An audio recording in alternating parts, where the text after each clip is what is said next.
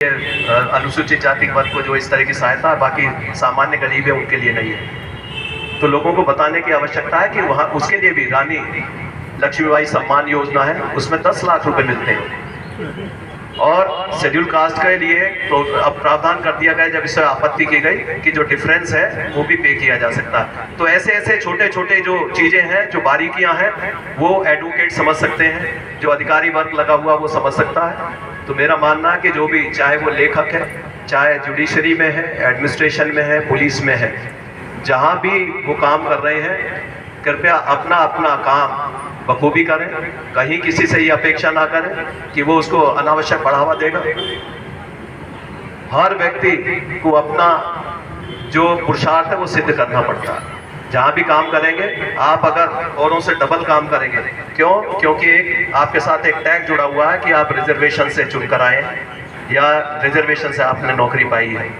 हाँ, रिजर्वेशन से पाई है तो ये किसी को, ये ऐसा नहीं है कि किसी ने कोई भीख दी है, ये मामला है रिप्रेजेंटेशन का। और ये सब बाबा साहब के एक लंबे आंदोलन का उसका परिणाम है, जो भागीदारी का परिणाम है, जो उन्होंने इस समाज में भागीदारी दिलाई। और उसके पीछे एक बहुत बड़ी सोच है।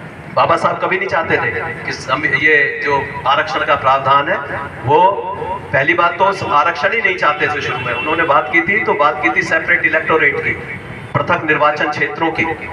और ये मैकडॉनल्ड ने इसमें कम्युनल अवार्ड के द्वारा घोषित भी कर दिया गया था जब गोलमेज सम्मेलन हुआ। लेकिन उससे पहले आपने देखा होगा कि गांधी जी ने अनशन कर दिया, जेल में वो अनशन पर चले गए और चारों तरफ से एक प्रेशर बनना शुरू हो गया। आपने जिन लोगों ने गांधी मूवी देखी होगी उसमें बड़ा मार्मिक एक दृश्य दिखाया गया है कि बाबा साहब के घर के बाहर वो अपनी तैयारी कर रहे हैं अगले दिन मुकदमे के लिए। उनको केस लड़ना है, उसके बाहर ठक्कर और बाकी लोग जो है वहाँ पर नारेबाजी कर रहे हैं। नारेबाजी कर रहे हैं कि आप गांधी जी के प्राणदान क्यों नहीं दे रहे, क्यों नहीं उनकी बात मान रहे। और उनको मजबूर कर दिया जाता है।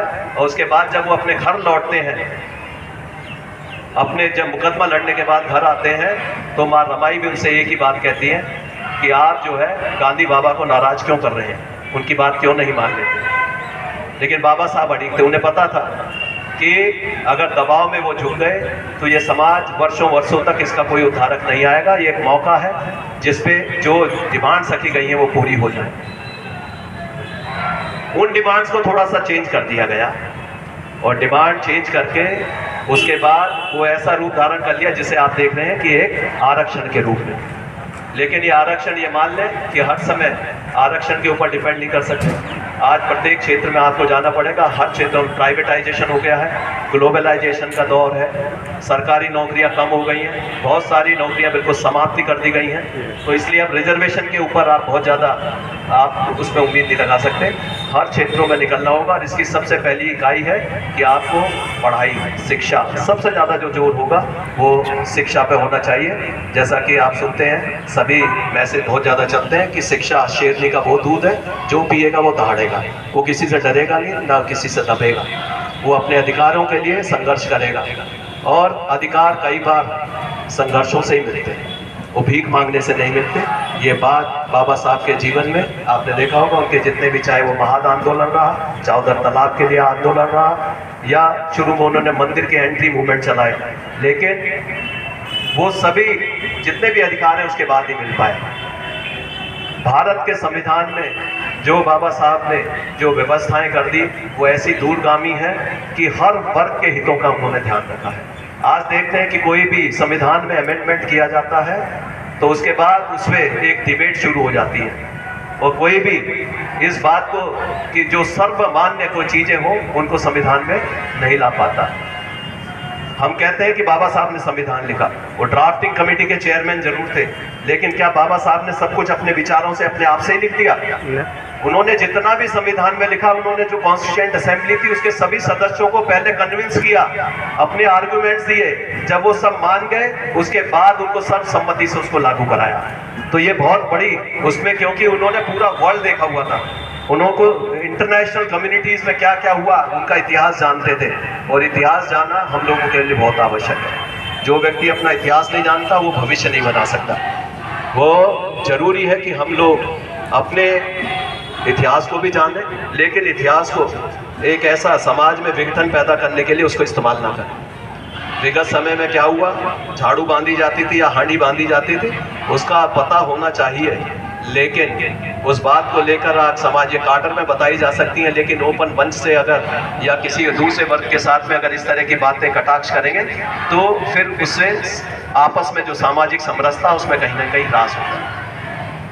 हमें चाहिए कि अपनी बात आर्ग्यूमेंट करें, लेकिन जहां आर्ग्यूमेंट करते हैं, जहां बहस करते हैं, वो ऐसी जगह पर करें जहां पर एजुकेशनल या कोई एकेडमिक बहस हो रही है। ऐसी जगह पर ना करें जो बाहर मैदान में सड़कों पर ये तय नहीं हो सकता कि क्या सही है क्या गलत है। ये डिस्कशंस में, एकेडमिक सेमिनार्स में ही तय हो सकता है। तो इसलिए व्यर्थ की किसी बहस में ना पड़े, अपने बच्चों को ये शिक्षा दें कि ये देश ये सबसे पहले है।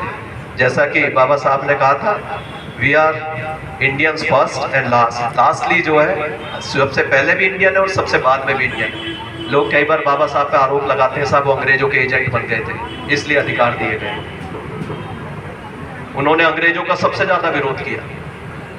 पाकिस्तान बनने का सबसे ज्यादा विरोध अगर किया तो बाबा साहब ने किया। वो कभी नहीं चाहते कि देश जो डिवाइड हो, और उन्होंने जो एक अखंड भारत की जो कल्पना की थी उसको साकार कर दिया। आज भी भारत का संविधान एक ऐसा संविधान है जिससे बहुत सारे देशों में उससे लोग ईर्ष्या रख सकते हैं। हमारे आसपास के बहुत सारे देश हैं जो हमारे साथ आज़ाद हुए या हमारे बाद आज़ाद हुए या हमसे पहले आज़ाद हुए, लेकिन आज उन देशों में अभी तक भी स्टेबिलिटी नहीं आ पाई है।